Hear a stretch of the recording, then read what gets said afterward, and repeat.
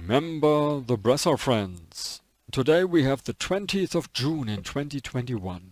I have to say this again, there are until today no talks about resistance in the Third Reich or topics that somehow in this or another way have to do with the Breslau-Friends. There's simply nothing. Silence all around.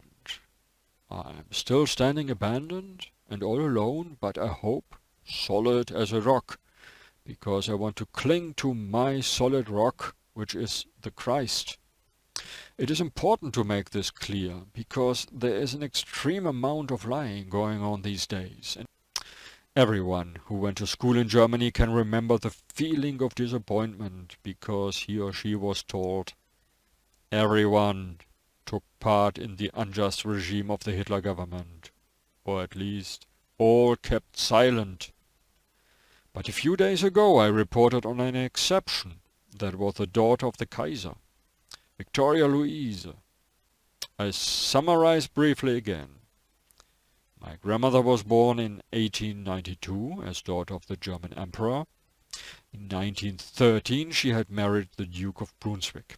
In 1918, as the German Emperor was pushed aside, also the Duke had to resign and leave the country. And in 1926 the Duke could return. But my grandmother stayed a little longer in Austria. 1 year later she also wanted to return to her homeland. But then a palace administrator, this was a woman who looked very similar to my grandmother. She was a double or look-alike. She locked my grandmother out of the palace. It was a coup d'etat. My grandmother was threatened, and she had to flee the country again, which consequently brought her to Silesia. There she earned her living as a secretary, a bookkeeper, and later as a bank clerk. In 1936 my mother was born, whom my grandmother entrusted to the family of a good friend of hers. Therefore my mother was then an adopted daughter of the Grand Duke of Hesse. Please note that everything you read about the Duchess of Hanover on the internet from about 1927 onward, this most likely was not my grandmother, but this other woman. This is important because this other woman was friendly to the Hitler regime, which would never have entered grandmother's mind. I had to witness, it was maybe 1977, how it was explained by a leading police officer, in German einem Dienststellenleiter, and this was in Hanover, why politics did not want to accept a complaint against the false Duchess. I heard how my mother was told that the complaint would be formally recorded, but would not be forwarded or processed. The false Duchess refused any investigation of her identity, and politics prevented that this fraud was investigated.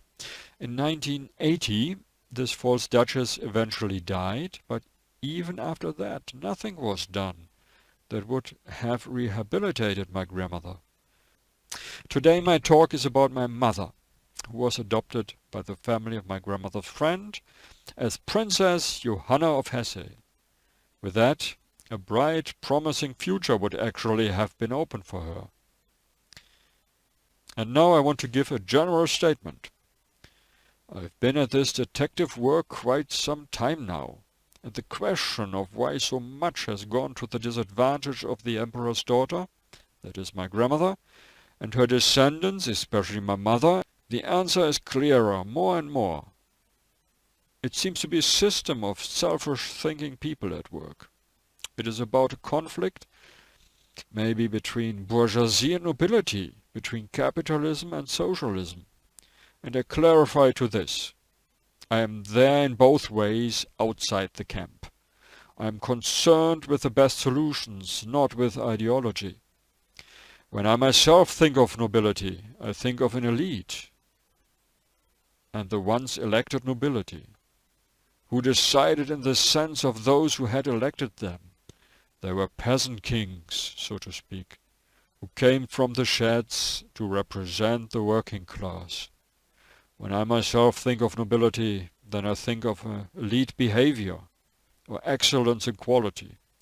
And I think of role models from long ago, elected by the people, who then decided in the sense of their people.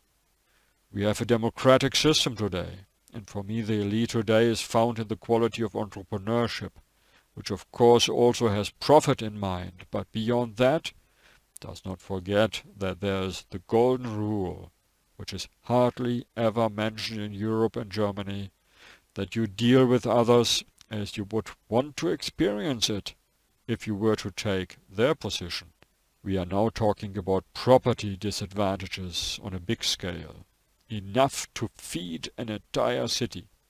My mission is now to recover this energy, to promote a togetherness in the style of the Breslau-Friends. Those ones were not sitting around coffee tables, but they had the well-being of their city in mind. They were engaged in business, and yet did not forget the common welfare. They were driven by a common belief, which was also expressed in their slogan. My mission was ready to go since 1987. In an earlier video about Johanna of Hesse, I described that her perspectives were soon eclipsed. Father, mother and brothers, they all fell victim to a plane crash. Her family had a modern inheritance law that allowed girls to inherit.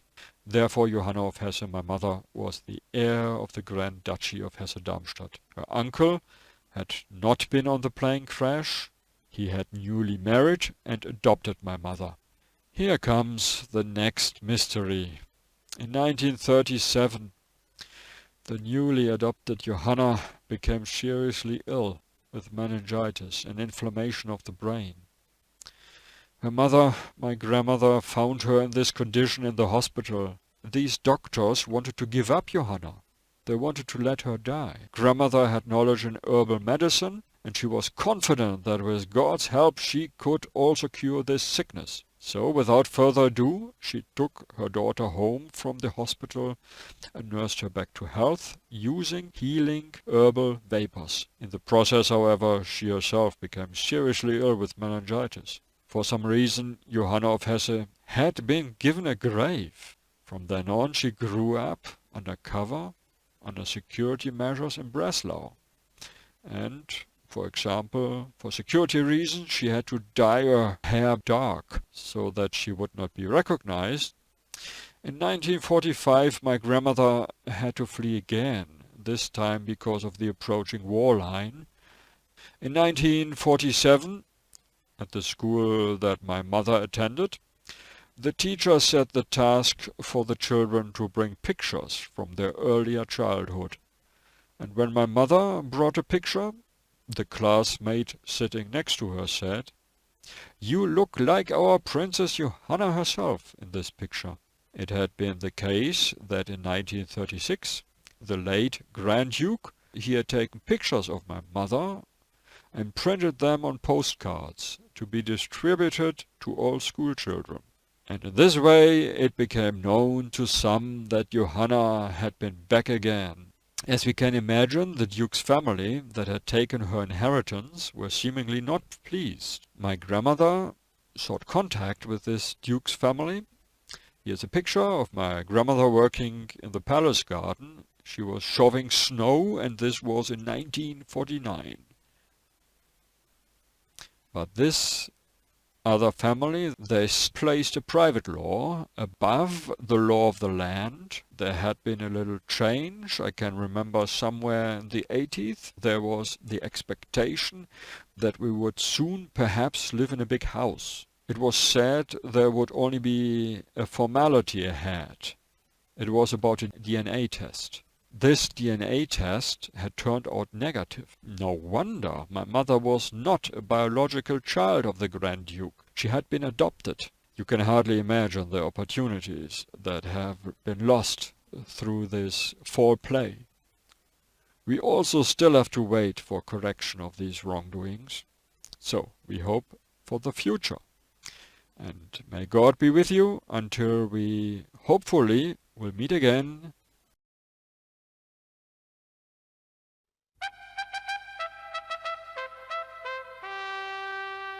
Crimes seem to have taken place on the legal and medical level. To make it clear, at no time has there been a procedure to verify legal capacity. Secretly, a so-called and sneaky guardianship may have robbed legal rights. For a healthy person, for you, for me, a disaster, a medical crime. The same could have happened with lawyers. So again, at no time was legal counsel or representative authorized. Agreements through such entities have been illegal, therefore, as well as no state representatives were authorized. A side note, I do not run another YouTube show besides the Breslau-Friends. Let us all stand stubbornly and steadfastly on the side of truth. As for fitness, after this corona crisis, it's about restarting a fitness program. I can advise that to all. Single dumbbell training and forest running, with the first starting at 10 kilograms, with the second more modest with 3,000 meters. After all, life is just beginning.